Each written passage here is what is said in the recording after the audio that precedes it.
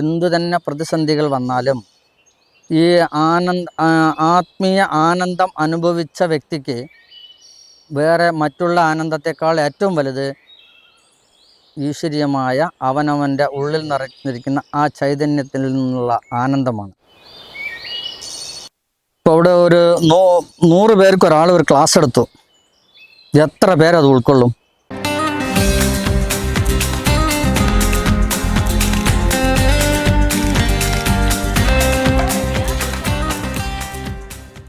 ആത്മീയമായിട്ട് നമ്മൾ പോകുന്നു. നമ്മൾ ജോലിക്ക് വരുന്ന സമയത്തും എല്ലാം തന്നെ അന്നും നമ്മൾ മണിയാട്ടൻ്റെ ശിഷ്യനായിരുന്നു, ഈ ആത്മീയതയിൽ കൊണ്ടു നടന്നു. അപ്പോൾ നമ്മൾക്ക് ആദ്യമെല്ലാം എതിർപ്പുകളുണ്ടായിരുന്നു. ഒരു നല്ലൊരു പയ്യൻ നോക്കി തലയും താടിയൊക്കെ വളർത്തി നടക്കുന്നു, എല്ലാവരും കൂടുന്ന രീതിയിൽ വ്യത്യസ്തമായി സംസാരിക്കുക, ഇതൊക്കെ പറയുമ്പോൾ അതായത് കൂട്ടുകാരന്മാരും അല്ലെങ്കിൽ കൂട്ടുകൂടുന്ന അവരുടേതായ രീതിയിലല്ലല്ലോ നമ്മൾ സമീപനം ഉണ്ടാകുന്നത്. അപ്പം നമ്മൾക്കൊരു ചെറിയ ഇപ്പം വലിയ തത്വജ്ഞാനിയാണ് എന്നുള്ളതൊക്കെ പറയും. പക്ഷെ നമ്മൾ എന്താ പറയുക, ഇതുകൊണ്ടൊന്നും യഥാർത്ഥ സത്യാന്വേഷണി മാറിപ്പോവില്ല. അവൻ എന്തു തന്നെ പ്രതിസന്ധികൾ വന്നാലും ഈ ആത്മീയ ആനന്ദം അനുഭവിച്ച വ്യക്തിക്ക് വേറെ മറ്റുള്ള ആനന്ദത്തെക്കാൾ ഏറ്റവും വലുത് ഈശ്വരീയമായ അവനവൻ്റെ ഉള്ളിൽ നിറഞ്ഞിരിക്കുന്ന ആ ചൈതന്യത്തിൽ നിന്നുള്ള ആനന്ദമാണ്. വേറെ ഒന്നും ആവശ്യമില്ല, സദാ ആനന്ദമാണ്. നമ്മൾ ചെയ്യുന്ന ജോലി നമ്മൾ ആനന്ദകരമായി ചെയ്യാണ്. നമ്മളത് കഷ്ടപ്പെട്ട് അയ്യോ എനിക്ക് ജോലി വലിയ പ്രശ്നമാണ് എന്ന് പറഞ്ഞ് ചെയ്യുമ്പോഴാണ് നമ്മൾക്ക് മാനസികമായ പ്രശ്നങ്ങൾ ഉണ്ടാകുന്നത്. തരുന്ന ജോലി ഉദ്യോഗസ്ഥന്മാരാണെങ്കിലും തരുന്ന ജോലി നമ്മളത് ആനന്ദകരമായി വന്നു, നമ്മുടെ 12:30 അല്ലെങ്കിൽ 1 മണി വരെ അത് ആനന്ദകരമായി ചെയ്യുന്നു, നമ്മളത് പോകുന്നു. പിന്നെ നമ്മുടെ ആധ്യാത്മികമായിട്ടുള്ള പല കാര്യങ്ങളെ പല വിഷയങ്ങളും പല ആൾക്കാർ സംസാരിക്കുന്നുണ്ട്, പല ആൾക്കാർ വിളിക്കുന്നുണ്ട്. അങ്ങനെയൊക്കെ നമ്മൾ ആ രീതിയിൽ തന്നെ ഈശ്വരീയമായ ആ രീതിയിൽ തന്നെ പോയിക്കൊണ്ടിരിക്കും. ഈശ്വരീയമായ ആനന്ദം ലഭിക്കുക എന്നുള്ളത്, ഇപ്പോൾ അവിടെ ഒരു 100 പേർക്ക് ഒരാൾ ഒരു ക്ലാസ് എടുത്തു, എത്ര പേരത് ഉൾക്കൊള്ളും? ഒരു സമ്മേളനത്തിൽ അല്ലെങ്കിൽ ഒരു യജ്ഞത്തിൽ അല്ലെങ്കിൽ ഒരു ഗീതാ ക്ലാസ് അല്ലെങ്കിൽ പാരായണ ക്ലാസ്, ഇതിലെല്ലാം 100 കണക്കിന് ആൾക്കാർ പങ്കെടുക്കുന്നുണ്ട്. ഇതിൽ എത്ര പേര് യഥാർത്ഥത്തിൽ അത് ഉൾക്കൊള്ളുന്നുണ്ട്? കുറേ ആൾക്കാർ കഥയായിട്ട് കേട്ടിട്ട് പോകും. അതിൻ്റെ സത്ത് മാത്രം ഉൾക്കൊള്ളുന്നത് വിരലിൽ എണ്ണാവുന്ന ആൾക്കാർ മാത്രമേ ഉണ്ടാവുള്ളൂ. അത് കർമ്മഫലമുള്ളവർക്ക് മാത്രമേ അത് ലഭിക്കുള്ളൂ. അത് ഭൗതികമായി ചുറ്റിത്തിരിഞ്ഞ് പല ചിന്തകളും ഉള്ളവർക്ക് ഇത് ഗ്രഹിക്കാൻ സാധ്യമല്ല. ഇത് ഗ്രഹിക്കാൻ സാധ്യമെങ്കിൽ മനസ്സിൽ നമ്മൾ ഏകീകരിക്കണം. ഒരു ചിന്ത ഒരു ഭാഗത്തേക്കുള്ള നമ്മുടെ ശ്രദ്ധ കൊണ്ടുവന്നാൽ മാത്രമേ എല്ലാ കാര്യങ്ങളും ശരിക്കും ഈ പ്രകൃതിയെ സ്നേഹിക്കുകയാണെങ്കിൽ, ഓരോ പുൽക്കൊടിയെയും നമ്മൾ സ്നേഹിക്കുകയാണെങ്കിൽ നമ്മൾക്ക് ശാന്തത, അത് തന്നെയാണ് ഈശ്വരൻ്റെ സത്യം. പ്രകൃതിയിൽ നമ്മൾ പ്രകൃതിയെ ഓരോ നിമിഷവും നമ്മൾ വീക്ഷിക്കുമ്പോൾ നമ്മൾക്ക് ആനന്ദം നിറയും. അതിന് നിങ്ങൾ ചോദിച്ചതുപോലെ എങ്ങനെ മറ്റുള്ളവർക്ക് പറഞ്ഞു കൊടുക്കാം, എങ്ങനെ എല്ലാവർക്കും കിട്ടുന്നില്ല. താൽക്കാലികമായ വിഷമം വരുമ്പോൾ മദ്യത്തിന് അടിമയാകുന്ന ആൾക്കാരുണ്ട്. താൽക്കാലിക സുഖം, ആ ലഹരിയിൽ അവരത് മറന്നുപോകും. അപ്പോൾ ഈ ലഹരി പോയി കഴിഞ്ഞാൽ പഴയപടി പിന്നെയും ആ ദുഃഖങ്ങൾ വരും. അപ്പോൾ ഈ ദുഃഖം മറക്കാൻ പിന്നെയും മദ്യം കഴിക്കും. അതല്ല, ശാശ്വതമായി ചിന്തിക്കുകയാണെങ്കിൽ നിങ്ങൾക്ക് മദ്യത്തിൻ്റെ ആവശ്യമേ ഇല്ല. മദ്യത്തിൻ്റെ ആവശ്യമില്ലാതെ ആത്മീയ ആനന്ദ ലഹരിയിൽ നിങ്ങൾക്ക് സദാ നടക്കാൻ സാധിക്കും. അതിന് പറ്റിയ ആചാര്യന്മാരെ സമീപിക്കണം. ഈ മദ്യം കഴിക്കുന്നതോടുകൂടി നിങ്ങളുടെ ശരീരത്തിനെയും നശിപ്പിക്കുന്നത്, മനസ്സിൻ്റെ ചിന്താഗതിയെ നശിപ്പിക്കും. പിന്നെ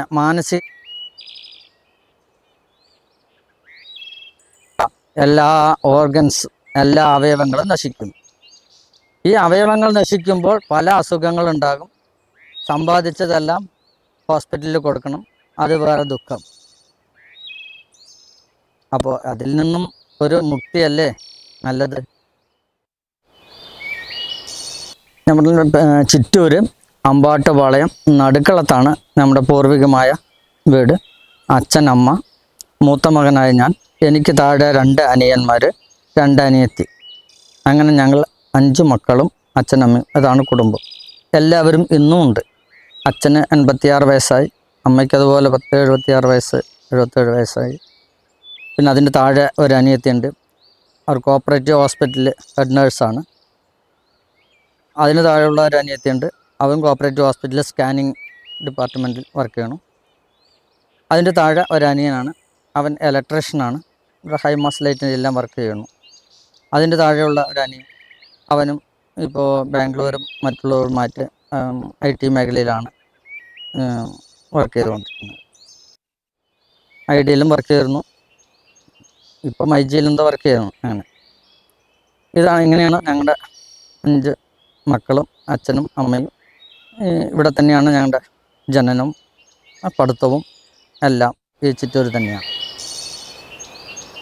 അതായത് 10ാം ക്ലാസ് കഴിഞ്ഞതും നമ്മൾ ആധ്യാത്മികതയിൽ നമ്മൾ ചെറുപ്പ വയസ്സിൽ മുതലേ നമ്മൾക്ക് ആധ്യാത്മികതയും ഭക്തിയും എല്ലാം ഉണ്ടായിരുന്നു. അങ്ങനെയാണ് മണിയേട്ടനുമായി നമ്മൾ ആശ്രമത്തിൽ പോകുന്നതും, മണിയേട്ടൻ്റെ ആശ്രമത്തിൽ പോകുന്നതും, യോഗയും ധ്യാനവും ആ രീതിയിലും അല്ല ആധ്യാത്മികമായ ചിന്തകളിലൂടെ പോകുന്നതും കുറേ വായനകളും അങ്ങനെ നടന്നു. അങ്ങനെയാണ് 99-ൽ നമ്മൾക്ക് വിവാഹം നടന്നു. അതിൽ നമുക്ക് 3 മക്കളുണ്ട്, 3 ആൺകുട്ടികളാണ്. അതിൽ ഒരാളിപ്പോൾ മലേഷ്യയിലാണ്, പിന്നെ 2 ഇരട്ട കുട്ടികളാണ്. അതിൽ ഒരുത്തൻ ഇലക്ട്രീഷ്യനാണ്, ഒരുത്തൻ കമ്പ്യൂട്ടറിൽ എന്തൊക്കെ വർക്ക് ചെയ്യുന്നു. അതാണ് നമ്മുടെ കുടുംബം. ഇപ്പം നമ്മൾ ഈ ആധ്യാത്മികമായ രീതിയിൽ കുറച്ച് തനിച്ച് താമസിക്കുകയാണ്. അച്ഛൻ, അമ്മ, അനിയനും അനിയൻ്റെ തറവാട് വീട്ടിൽ നിന്ന് ഞങ്ങൾ വേറെ വീട് കെട്ടി. അപ്പോൾ അനിയനും അനിയൻ്റെ ഭാര്യയും 2 മക്കളുണ്ട്. അവരോട് കൂടിയാണ് അച്ഛനും അമ്മയും ഇരിക്കുന്നത്. നമ്മൾ ദിവസേന പോയി കാണാറുണ്ട്, അല്ലെങ്കിൽ ചിലപ്പോൾ ഒരു ദിവസം വിട്ടൊക്കെ അവരെ കാണാറുണ്ട്. ഓർമ്മിക്കത്തക്ക രീതിയിലൊരു കാര്യം നമ്മൾക്ക് പറയുകയാണെങ്കിൽ, എനിക്കൊരു അപകടം സംഭവിക്കുകയുണ്ടായി.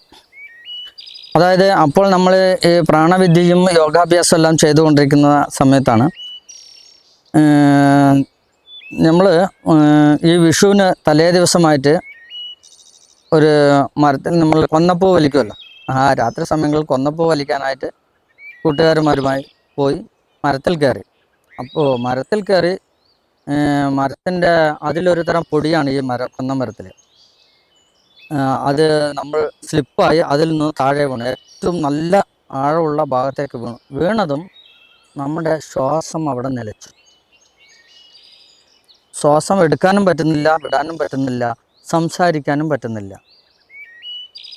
അപ്പോൾ എന്താ ചെയ്യാന്നൊരാൾ കൂട്ടുകാരന്മാരൊക്കെ, അതായത് സമയം ഒരു 4 മണി ആ സൗണ്ട്, വെളിച്ചമില്ല, എല്ലാവരും ഓരോ മരത്തിലാണ് കയറി നിൽക്കുന്നത്, ആർക്കും കാണുന്നുമില്ല. എന്താ ചെയ്യാന്ന് ഒരു പിടിയില്ല. പക്ഷെ ഓർമ്മയുണ്ട്. അപ്പോഴാണ് ഗുരുവിൻ്റെ നിർദ്ദേശം എനിക്ക് ഓർമ്മ വന്നത്. പ്രാണൻ നിലച്ചാൽ എന്തെല്ലാം വിദ്യകൾ ചെയ്യണം. അപ്പോൾ ആ ഓർമ്മയിൽ നമ്മൾ ശരീരത്തിൻ്റെ ഭാഗങ്ങൾ ഉയർത്തുകയും താഴ്ത്തുകയും താഴുകയും നിവരുകയും അങ്ങനെയുള്ള പല വിദ്യകൾ പറഞ്ഞതില്ല. അതെല്ലാം ചെയ്ത്, പക്ഷെ സംസാരിക്കാൻ പറ്റുന്നില്ല, ഓർമ്മ മാത്രമേ ഉള്ളൂ, ഒന്നുമില്ല. ശ്വാസം നിലച്ചു, ഭയങ്കര ഒരവസ്ഥയായി. അപ്പോൾ ഈ അഭ്യാസങ്ങൾ പറഞ്ഞു തന്നത്, ആ അഭ്യാസങ്ങൾ ചെയ്ത് കുറച്ച് കഴിഞ്ഞതും ശ്വാസം വന്നു. അതൊരു പുനർജന്മമായിട്ടാണ് ഇപ്പോഴും നമ്മൾക്ക് നമ്മുടെ അനുഭവം ഉള്ളത്.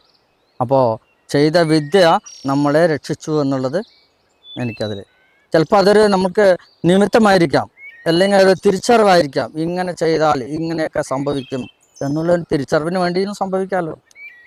ജന്മന ഞാൻ 2 കാലും മടങ്ങി പുറം കാല് കൊണ്ട് നടക്കുന്ന ഒരാൾ, ജന്മന വികലാംഗനാണ്. അന്ന് സ്കൂളിൽ പോകണമെങ്കിൽ നടന്നു പോകാൻ പറ്റില്ല, അമ്മയോ അല്ലെങ്കിൽ അച്ഛനോ അല്ലെങ്കിൽ മുത്തച്ഛനോ സ്കൂളിൽ കൊണ്ടുപോയി വിടണം.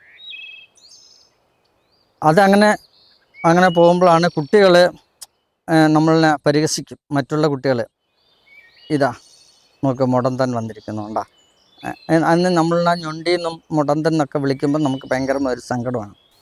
നമ്മൾ ജന്മന നമ്മൾ കാലിൻ്റെ വളവോട് കൂടിയിട്ടാണ് ജനിച്ചത്.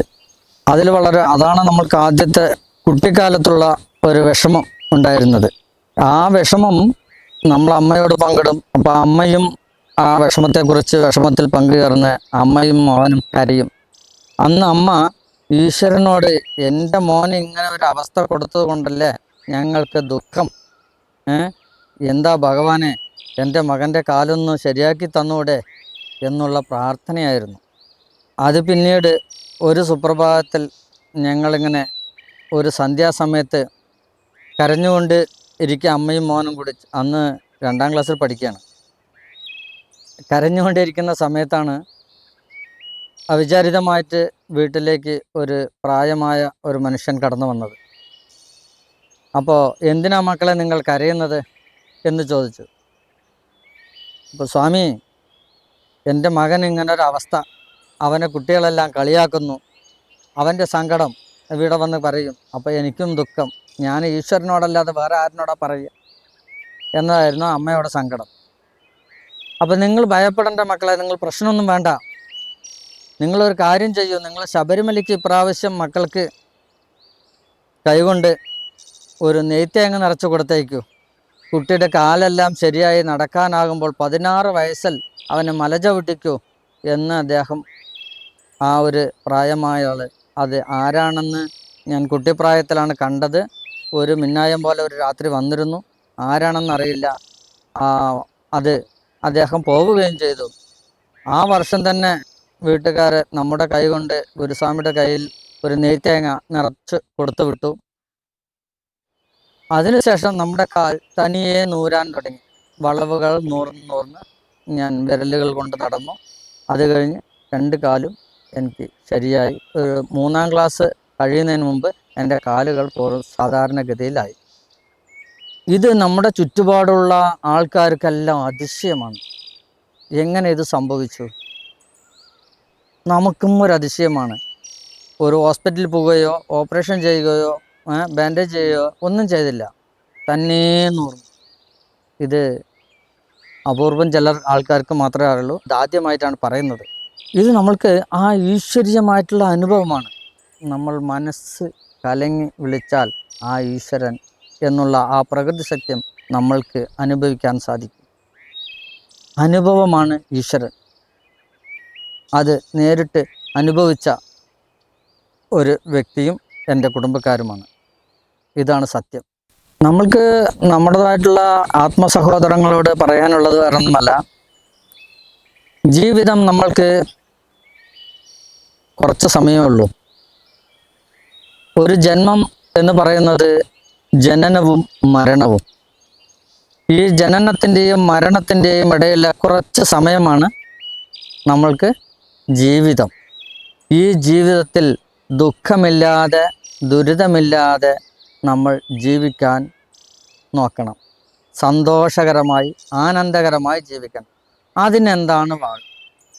നമ്മൾ അധ്വാനിക്കുന്നു, സമ്പാദിക്കുന്നു, പൈസ ഉണ്ടാക്കുന്നു, വലിയ വലിയ വീട് കെട്ടുന്നു, ആഡംബര കാറുകൾ വാങ്ങുന്നു, ഇതെല്ലാം വാങ്ങിച്ചെത്തുന്നു. പക്ഷേ ദുഃഖമുണ്ടെങ്കിൽ, എല്ലാത്തിൻ്റെ പിന്നിൽ ഒരു ദുഃഖമുണ്ടെങ്കിൽ പിന്നെ ഈ സമ്പാദിച്ചത് കൊണ്ടോ ഈ വീട് കെട്ടിയത് കൊണ്ടോ കാറ് വാങ്ങിച്ചത് കൊണ്ടോ എന്ത് മഹിമയാണുള്ളത്? ഇതെല്ലാം വേണം, എന്നാൽ നമ്മൾ ആനന്ദകരമായി ജീവിക്കുകയും വേണം. പണമുണ്ടെങ്കിലും ഇല്ലെങ്കിലും നമ്മൾ ആനന്ദകരമായി ജീവിക്കുക എന്നുള്ളതാണ് മുഖ്യമായ സന്ദേശം. എല്ലാവരും ആനന്ദകരമായി ജീവിക്കണം, സന്തോഷകരമായി നിൽക്കണം, സന്തോഷകരമായി ജീവിക്കുക. അതായിരിക്കണം നമ്മുടെ ലക്ഷ്യം. ഈ ആധ്യാത്മികതയിൽ നമ്മൾക്ക് ആനന്ദം വേണമെങ്കിൽ നമ്മൾ സമ്പാദിക്കുന്നു, എല്ലാം ചെയ്യുന്നുണ്ട്. പക്ഷെ മാനസികമായ ഒരു ഉല്ലാസം, ആനന്ദം നമുക്ക് ലഭിക്കണമെങ്കിൽ നമ്മൾ പലതും കാണണം, പലതും കേൾക്കണം, പലതും അനുഭവിക്കണം. തിരിച്ചറിയാനുള്ള നമ്മൾക്ക് ഒരു ശേഷി ഉണ്ടാകണം. അതിന് നമ്മുടെ പൂർവികന്മാരായിട്ടും വേദങ്ങളിലും പറഞ്ഞത് ബ്രഹ്മചര്യം, ഗാർഹസ്ഥ്യം, വാനപ്രസ്ഥം. ഈ വാനപ്രസ്ഥം എന്നത് ഗാർഹസ്ഥ്യം കുടുംബജീവിതം കഴിഞ്ഞാൽ വാനപ്രസ്ഥം. നമ്മൾ അമ്പലങ്ങൾ, ഈ മഹാക്ഷേത്രങ്ങൾ, മഹാസിദ്ധന്മാരുടെ സമാധികൾ, അങ്ങനെയെല്ലാം നമ്മൾ പലതും ഈ പ്രകൃതിയുമായി ഇണങ്ങി നിൽക്കുന്നതെല്ലാം കാണുമ്പോൾ, അല്ലെങ്കിൽ അത് കണ്ട് മാത്രമല്ല അത് അനുഭവിക്കണം. ഇതിന് സൂക്ഷ്മമായിരിക്കുക, സൂക്ഷ്മമായി കാണുക. ഇത് ചെയ്യുമ്പോൾ നമുക്ക് മാനസികമായ ആനന്ദമുണ്ടാകും, അറിവുകളുണ്ടാകും. അറിവാണ് നമ്മൾക്ക് ആനന്ദമുണ്ടാക്കുന്നത്. ഭയമില്ലാതിരിക്കുക, അതാണ് അറിവ്. ഭയമില്ലാതിരുന്നാൽ മാത്രമേ നിങ്ങൾക്ക് ആനന്ദമുണ്ടാവൂ. മനസ്സിൽ ഭയമുണ്ടെങ്കിൽ എന്ത് സാധന ചെയ്തിട്ടും കാര്യമില്ല, എന്ത് പണമുണ്ടായിട്ടും കാര്യമില്ല. ഭയം നിങ്ങൾക്ക് രോഗിയാക്കും. 4-5 ആൾക്കാരെ കൂടിയിട്ടാണ് ഇങ്ങനെ ഒരു യാത്രകൾ ചെയ്യാറുള്ളത്. അതിപ്പോൾ ഒരു 2 വർഷമായിട്ട് ഇപ്പോൾ ഇല്ല. അതിനു മുമ്പ് ഹിമാലയം അങ്ങനെയുള്ള ഭാഗങ്ങളിലൊക്കെ പോയിട്ട്, കാശിയിൽ പല പ്രാവശ്യം പോയി, ഗയ, അങ്ങനെ നമ്മൾ അങ്ങനെ പല ഭാഗങ്ങളിലും പല പ്രാവശ്യങ്ങളായിട്ട് പോകാറുണ്ട്. അപ്പോൾ ചെറിയ ചെറിയ അമ്പലങ്ങളായാലും ഈ പൂർവികന്മാരായിട്ടുള്ള മഹാസിദ്ധന്മാരുടെ സമാധികൾ, അവരുടെ ആശ്രമങ്ങൾ, പ്രകൃതിദത്തമായ പല ഭാഗങ്ങളും, അങ്ങനെയൊക്കെ നമ്മളുടെ യാത്രകൾ അങ്ങനെ വെക്കുമ്പോൾ നമ്മൾക്ക് പലതും തിരിച്ചറിയാൻ പറ്റും. പല അനുഭവങ്ങൾ നമുക്കുണ്ടാകും. സ്പിരിച്വലായിട്ട് പല ഭാഗങ്ങളിലേക്ക് ചെല്ലുമ്പോൾ നമ്മുടെ മാനസികമായ ആനന്ദ അനുഭൂതി അനുഭവിക്കാൻ പറ്റും. അങ്ങനെ നിങ്ങൾ ഓരോരുത്തരും കുറച്ച് ആ മാനസികമായ ആനന്ദത്തിന് വേണ്ടിയിട്ടാണല്ലോ നമ്മൾ കഷ്ടപ്പെടുന്നത്. അതിലൊരു കുറച്ച് പൈസ എടുത്ത് നിങ്ങൾ പല കാഴ്ചകളും കാണും. കുറച്ച് പൈസ എടുത്തിട്ട് കാഴ്ച കാണുമ്പോൾ നമ്മുടെ ജീവിതത്തിൽ ഒരുപാട് മാറ്റങ്ങളുണ്ടാകും. പാലക്കാട് ജില്ലയിൽ നമ്മൾ കൂടുതലായിട്ടുള്ള ആശ്രമങ്ങൾ നിറയുണ്ട്. ആധ്യാത്മികമായിട്ട് അറിയാനും മനസ്സമാധാനം വേണമെങ്കിൽ നിങ്ങൾ ആശ്രമങ്ങളിലാണ് സമീപിക്കേണ്ടത്. ആശ്രമങ്ങളിൽ പോയാൽ സമാധാനം കിട്ടും, ചോദിച്ചതിന് ഉത്തരവും കിട്ടും ഗുരുക്കന്മാരുടെ അടുത്ത്. ആ ഉത്തരം കിട്ടുമ്പോഴാണ് നിങ്ങൾ ഏത് വഴിക്ക് പോകണം, നിങ്ങൾ എങ്ങനെ ജീവിക്കണം എന്നുള്ള ഒരു മാർഗരേഖ അവർ തരും. മനസമാധാനവും സന്തോഷവും വേണമെങ്കിൽ ആദ്യം അനുസരണയാണ് വേണ്ടത്. ഗുരുക്കന്മാരായാലും മാതാപിതാക്കളായാലും അറിവുള്ളവരായാലും ആരുടെയും പറയുന്ന നമ്മൾക്കൊരു കാര്യം നല്ലത് പറഞ്ഞു തന്നാൽ അതിനെ അനുസരിക്കാൻ മനസ്സുണ്ടെങ്കിൽ ജീവിതത്തിൽ വിജയിക്കും. അനുസരിക്കാൻ മനസ്സില്ലാത്തവർക്ക് ദുഃഖമേ ഉണ്ടാവുള്ളൂ. നമ്മളുടെ ഈ ഒരു വർത്തമാനം കേട്ടുകൊണ്ടിരിക്കുന്ന എല്ലാ എൻ്റെ ആത്മസഹോദരങ്ങൾക്കും സവിനയം വിനയപുരസ്കാരം നമസ്കാരം പറഞ്ഞുകൊണ്ട് ബാബുസ്വാമി കർമ്മയോഗി. നമസ്കാരം.